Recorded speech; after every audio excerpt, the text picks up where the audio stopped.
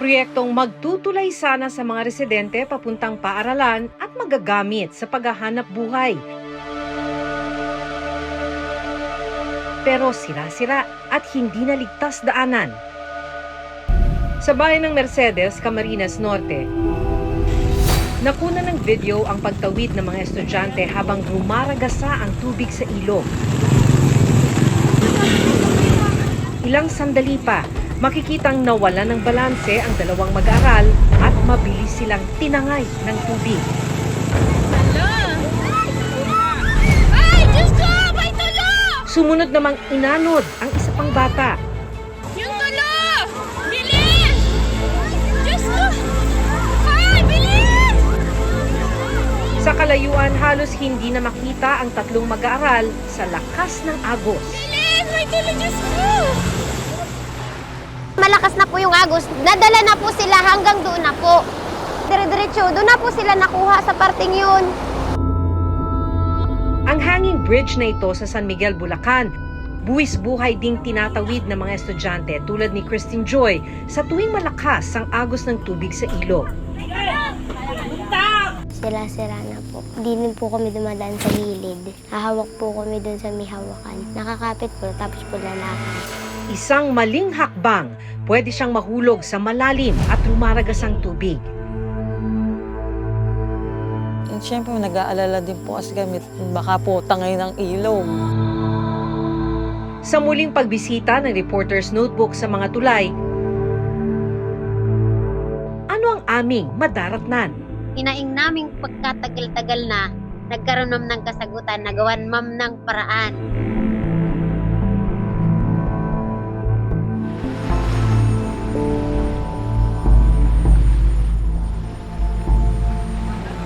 Dahil sa lakas ng ulan, umapaw ang ilog na ito sa Mercedes, Camarines Norte. Grabe! Nalubog sa tubig ang maliit na kalsada patawid sa kabilang lugar. Hindi na sila makatawid. Nang mga oras na yon, pauwi na galing eskwelahan ng mga estudyante na si Rena Rose, Daniela at kanyang kapatid na si Danilyn. Kaya kinailangan nilang tawidin ang ilog. Pero habang rumaragasa ang tubig sa ilog, hindi nila inasahan ang mga susunod na pangyayari.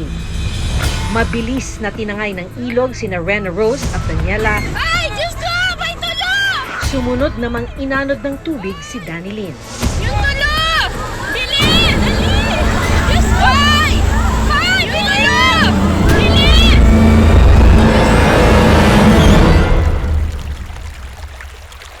Dalawang araw matapos ang insidente, pinuntahan ng Reporter's Notebook ang barangay Pambuhan sa Mercedes, Camarines Norte. Malakas na po yung agos. Nadala na... Kwento ni Jezebel Dayulena na isa sa mga nakapag-video sa pangyayari. Agad siyang tumakbo papuntang ilog nang mabalitaang may mga estudyanteng inanod ng rumaragasang tubig. Ay, Diyos ko! May tulo! Dito na niya nalaman na ang tatlong estudyante, mga pamangkin niya pala. Bilis! Diyos ko! Ay, bilis! Dito po, umapaw yung tubig po dito. Kasi po nasa gitna na siyang masyado. Dito po yung malakas na po yung agos. Nadala na po sila hanggang doon na po. Na ano po ang nila dyan, dire-diretso. Doon na po sila nakuha sa parting yun. Medyo malayo na din po. Kung hindi po naiiwasan ng mga taga rito po sa amin na tumawid kasi wala man pong ibang dadaanan. Sabi ni Jezebel, kilala na raw ang ilog na ito na mapanganib sa tuwing masama ang panahon. Kahit kaunting ulan, umaapaw daw ito agad at bumabaha sa kanilang kalsada. Lalo na po ma'am kapag ang ulan po ay nasa may parte pong bundok, bigla na lang po siyang baha. Pinuntahan din ng Reporter's Notebook ang bahay ng mga estudyanteng inanod sa ilog. Nakabilad pa sa labas ng kanilang bahay ang ilang gamit sa eskwelahan. Dito na namin natuklasan na nakaligtas sa mga estudyanteng sina Rena Rose, Daniela at kanyang kapatid na si Danilyn. Si Inot po, si Pagbalyumi po, ning day pa po hararam na maray. Tas ito pong nasa tahaw na po kami, bigla pong nagkusog po si tubig po. Tapos po bigla pong nahalnas po si ate, tapos nadamay na din po ako. Ay, Diyos ko! May tulo! Dali! Takot na po. Abo ko na pong magbaba duman sa feeling ko po, garo permi na lang po akong dun. Mabuti na lang daw at agad silang nasagip ng ilang residenteng naghahanap buhay sa may ilog. Ayon sa isang nag-rescue, hindi raw siya nagdalawang isip na lumusong para sagipin ang mga bata. Nakita ko na natumba na, tapos yun, tinakbo ko. Tapos pagkatakbo ko po, nadulas din ako, kaya tumalon na lang po ako para mahabol ko din po sila. Ang ina ni Daniela at Danilyn, labis ang pag-aalala ng mabalitaang naaksidente ang kanyang mga anak. Sobrang takot na po at saka dalawa po sila. So nung nakita nyo na sila, tapos nakaligtas pala? Hindi ko ma-explain, ma'am, kung paano. Basta po, nagpasalamat na lang po ako sa mahal na Panginoon po at nakaligtas po yung dalawa. Napag-alaman din ng Reporter's Notebook noon na may tulay pala dati sa Barangay Pambuhan. Pero ang problema, naputol raw ito noong 2019 dahil sa malakas na ulan.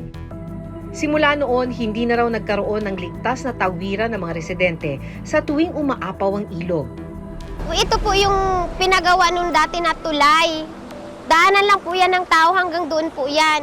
Kaya lang po, nang sobrang lakas po nung parang 2019 po, nang ianod po ang kabila po ng tulay na ito. Sabi po ng aming punong barangay dito po sa amin, ng mga kagawad po, may budget na daw po ito, gagawin na daw po ito. Di ko lang po alam kung kailan po. Kung tutuusin, may itinayong maliit na kalsada sa tabi ng sirang tulay. Kaya lang, tuwing umaapaw ang ilog, nawawala rin ang daan kaya napipilitan pa rin itong daanan ng mga residente kahit pa peligroso.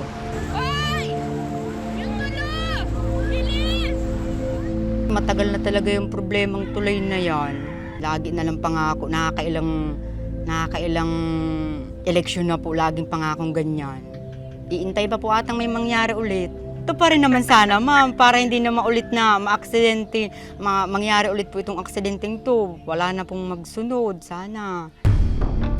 Sa tabi ng putol na tulay, kapansin-pansin na may nakapaskil na tarpaulin kung saan nakasaad ang mga detalye ng isang bridge project. Ganito yung nakapaskil dun sa tabi nung sira na tulay. Project description ito kung saan ang nakalagay ay ang implementing agency ay DPWH Camarines Norte at ang cost ay 35 million pesos. Ang sinasabi nung barangay captain, ang pangako raw sa kanila by end of February ay tapos na yung tulay pero hanggang sa ngayon ay wala pa ni isang nasisimulan. Sabi ng kapitan ng barangay, ilang beses na raw nilang inilapit sa municipal at provincial government ang kanilang hinaing. Marami na kaming ginawang resolution dyan na mabigyan kami nga ng tulay. Kung kailan ng budget ng barangay yan, matagal ko nang pinagawa yan. Hindi naman kami tumitigil para humingi ng tulong. Kaya nabubuhay lang ma'am ako ng loob kasi bumalik sa akin nung nakalipas na linggo. Ang sabi nila sa akin, by February Cap, mayroong tulay na yan. January 2024 nang ipalabas ng Reporter's Notebook ang pagtangay ng rumaragasang tubig sa mga estudyanteng tumatawid sa isang lubog na kalsada sa bayan ng Mercedes, Camarines Norte. Nang ilapit namin ito sa lokal na pamahalaan ng Camarines, isang buwan lang ang nakalipas ay agad sinimulan ang rehabilitasyon ng tulay. 35 million pesos ang inilaan na pondo rito. At nito lang September 2024, natapos na ang tulay. Kung noon, sa maliit na daang ito sa ibabaw ng ilog tumatawid ang mga residente. Ngayon, sementado na ang tulay at ligtas na itong natatawiran kahit pa lumakas ang ragasan ng tubig sa ilog. Nadaraanan na rin ito ng mga motorsiklo at sasakyan. Nagmula raw ang pondo mula sa General Appropriations Act o GAA. Nakapanayam namin ang alkalde ng bayan para kumustahin ang ipinagawang tulay. Parang humingi na rin ng tulong yung LGU sa national government para mapagawa yung tulay. Hirap po yung LGU. Wala kayong hindi kakayanin ng pondo ng Mercedes. Hindi po kakayanin, ma'am, kasi yung aming 20% development is almost ang nakaraang taon, nasa 20 plus lang po eh. Kaya hindi po kakayanin talaga. So mauubos, kaya nagingin na lang po tayo ng tulong para po magawa po yung ating tulay sa Pambuhan. Kumusta na ngayon? Ngayong may tulay na, kumusta na? Yung sitwasyon ngayon, daming ulan. Oo, yung may tulay na, passable na siya kahit malakas ang ulan. Muli rin namin kinumusta si Jezebel. Ipinakita niya sa amin ang bagong gawang tulay sa kanilang lugar. Sobrang ganda po ng pagkakagawa nito. Mataas na po ito, hindi na ito maaabot ng baha. Sabi ni Jezebel, matapos maipalabas sa reporter's notebook ang nangyaring aksidente.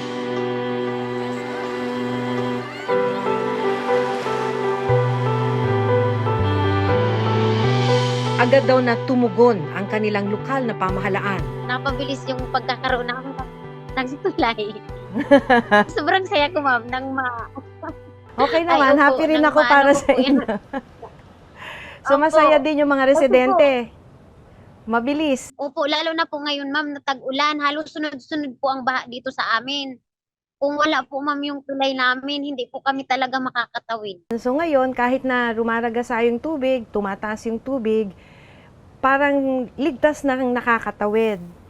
Opo, ma'am. Oh, good. Ligtas na po. Nagpapasalamat, ma'am, ako sa programa niyo, ma'am, sa Reporter's Notebook, ma'am, na nai-air po yung tungkol dun sa tulay namin.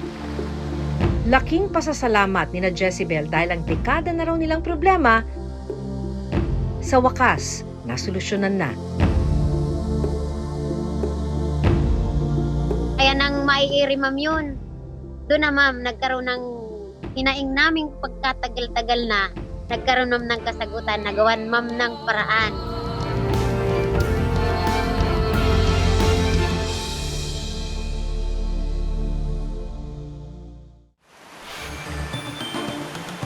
Sa video na ito, nakuha ng mga residente. Kita ang aktwal na pagtawid ng mga estudyante sa isang hanging bridge sa San Miguel, Bulacan dahil malalim na ang tubig sa ilalim ng tulay. Kitang-kita rin na sira-sira na ang apakan at isang maling hakbang lang pwede nang may mahulog sa lalim na 30 talampakan. Kabilang ang estudyanteng si Christine Joy Blanco, 9 na taong gulang, sa mga tumatawid sa hanging bridge sa barangay Sibol Springs, papasok sa eskwelahan.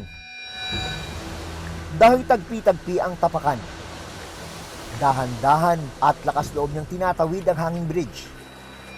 Minsan po, pagka po malalim yung ilog, dumadaan po kami doon. Gusto ko lang po sabihin na bilisan po nila yung paggawa para po nadadaanan. Ito lang daw kasi ang tanging paraan para makatawid siya papasok ng paaralan kapag mataas ang tubig sa Madlum River. Sira-sira na po. Hindi din po kami dumadaan sa gilid. Hahawak po kami doon sa may hawakan. Nakakapit po, tapos po lalakad. Kaya ang ina ni CJ na si Crisanta, hindi raw maiwasang mag-alala sa tuwing tumatawid ang anak. Siyempre, nag-aalala din po kasi kami, baka po tangay ng ilog. Minsan po kasi talaga malakas po agos. Ipinakita pa ni Crisanta ang sitwasyon ng hanging bridge na tinatawid ng anak at iba pang residente.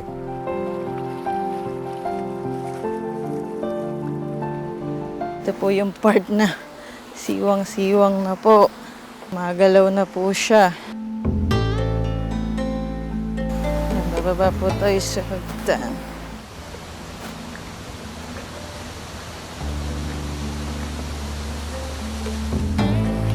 Gusto ko lang po yung tulay po namin sana magawa na po. Para po yung mga estudyante po, hindi po sila mahirapan. Sa tuwing maganda ang panahon, nakatatawid naman daw ang mga residente sa ilog gamit ang mga balsa na gawa sa mga gulong at pinagtagpi-tagping kahoy at lumang drum. Dito, isa-isang isinasakay at sa katulong-tulong na itinutulak ng ilang residente. Patawid ng ilog papuntang bayan ng Doña Remedios Trinidad, Bulacan. Isa ang 12 taong gulang na si Alvin sa mga nagtutulak ng balsa. Ito raw ang nakita niyang paraan para kumita at makatulong sa kanyang pamilya. Minsan po, mga bebentehin, ganyan po sa akin. Pambili po ng bigas, ulam po, asukal, kape. Makailang ulit na rin daw siyang muntik maaksidente habang nagbabalsa. Lagi kang nakakasugat. Meron po. Saan? Meron po. Saan yan galing? Doon po sa balsa na ano po ako, nadulas po ako. Masakit yung sugat mo? Medyo lang po. Tumigil na sa grade 1 si Alvin dahil sa hirap ng buhay. Mahirap po sa akin. Pero po kakayanin ko kahit ano lang po pambili ng bigas. Saka yung po kay sila mama, aawa po ako kasi yung nila malayo. Pero sa tuwing makikita ang mga estudyanteng itinatawid niya, Iinggit po ako. Anong gusto mong maging paglaki mo? Lalo po. Puti-training po sa mga gugubat. sa mga oras na walang sumasakay sa balsa na itinutulak at hinihila ni Alvin, saglit niyang kinalilimutan ang pagtatrabaho para magtampisaw sa ilog.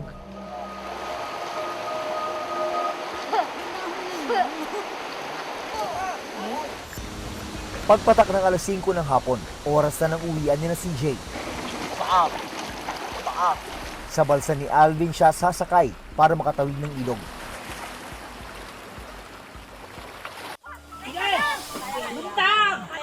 Ito ang araw-araw na kalbaryo ng mga residente para lang makatawid sa ilog. Kaya malaking bagay sana kung magagawa ang hanging bridge. Kwento ng sitio leader na si Mang Alberto, 2013 daw nang simulang gawin ang hanging bridge. Nakadadaan pa raw noon ang mga motorsiklo sa tulay, pero makalipas ang 5 taon, unti-unti na itong nasira. Bigat po ng mga dumadaang mga motor, bagyo, inabot po ng bahayan. Nagsimulang masira yung na unti-unti, mga makalipas sa mga 5 o 6 na taon. Mula noon, hindi na raw nagawa ang tulay sa kanilang lugar. May mga request po pero wala pa pong tugon yung ating pamahalaan tungkol do sa request ng konkretong tulay. Sinubukan namin kunan ng pahayag ang 3rd District Engineering Office ng Department of Public Works and Highways o DPWH Bulacan. Ayon sa kanila, wala raw nakalaan na pondo para sa rehabilitasyon ng hanging bridge. Kaya ang gagawin po ng ating opisina ay isasama po natin yan sa high priority project po natin na possible na mapondohan po ng sa next funding year. At hopefully, isaayos na din po yan para sa kapakinabangan din naman ng ating mga residente na nasa location po na yan. Dito lang nakarang buwan, binalikad ng Reporters Rootebook ang hanging bridge sa lugar ni na CJ.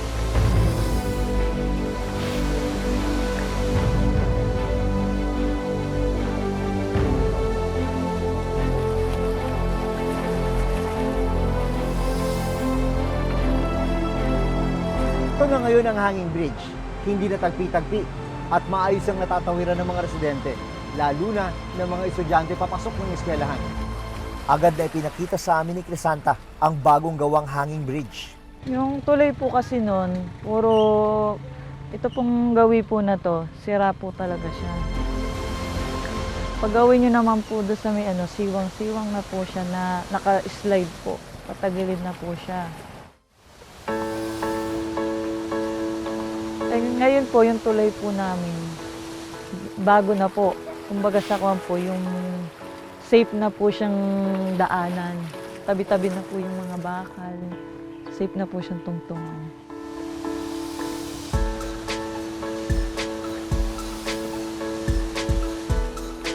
Nawala na rin daw kahit papano ang pangamba ni Crisanta kapag tumatawid ang anak sa tulay. Masaya po ako kasi nga po yung anak ko po, hindi na po ako mangangamba na tumawid po ng ilog pagka malalim po. Kahit papano po safe po siya. Maraming salamat po. Matatawarin na po namin para po di na po kami tumatang sa sirang tulay. Wala po takot ko. Gusto ko po yung maayos para po nagtatawiran ng lahat po. Dahil gawa na ang hanging bridge, naabutan naming nakatabi na sa gilid ng ilog ang ilang balsa. Dito rin namin nakita si Alvin, kung dati abala siyang nagtutulak ng mga balsa para makatawid ang mga residente. Ngayon, 1 hanggang 2 beses sa isang linggo na lang o tuwing tumataas na lang daw ang tubig sa ilog. Kasi po wala po kami tutulak ng kalsa. Wala po kami pera. Pero ikinatuwa rin niya na nagawa na ang hanging bridge sa kanilang lugar. Nangingiti po ako kasi po buo na yung tulay. Ngayong naayos na yung tulay, wala ka bang planong mag-aral? Para rin po kami ni Papa doon. Sa datos ng Department of Public Works and Highways o DPWH, sa mahigit 4,000 na tulay sa bansa, Mahigit 2,000 dito ang nasa good condition. Halos 2,000 naman ang maituturing na fair condition, habang mahigit 200 ang maituturing na poor condition.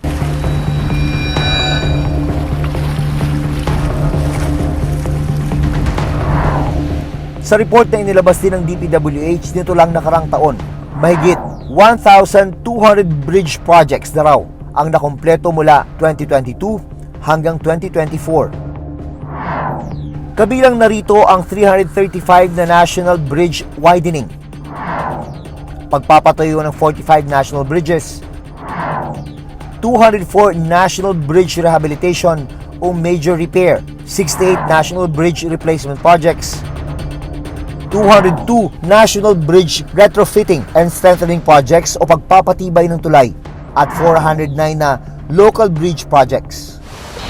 Sa datos na inilabas naman ng Department of Budget and Management o DBM, mula 894.2 billion pesos na pondong inilaan sa DPWH para sa pagpapagawa ng mga daan at tulay sa buong bansa noong 2023. Tumaas ito ng 11.6% o 997.9 billion pesos noong taong 2024. Sa pondong ito, 24.8 billion pesos ang nakalaan para sa bridge program.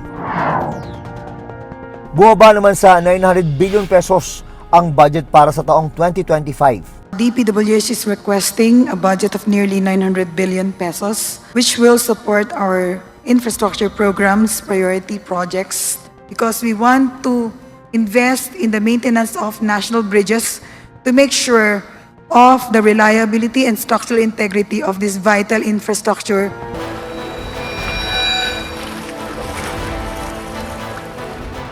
Ay, Diyos ko! May tulo! Dali! Ay! Yung tulo! Bilis! Diyos ko! Ay, bilis! Mga tulay ang nagdurugtong sa maraming lugar sa bansa. Para sa mga batang tulad ni na CJ at magkapatid na Daniela at Danlin, ito lang ang tanging paraan para makatawid sa eskwelahan. At para sa iba, idinurugtong din ito ang kanilang kabuhayan. Kaya sa mga pagkakataong peligroso itong daanan, maraming buhay ang nakataya rito. Hanggang sa susunod na Sabado, ako si Maki Pulido. Ako si Jun Veneracion at ito ang Reporter's Notebook.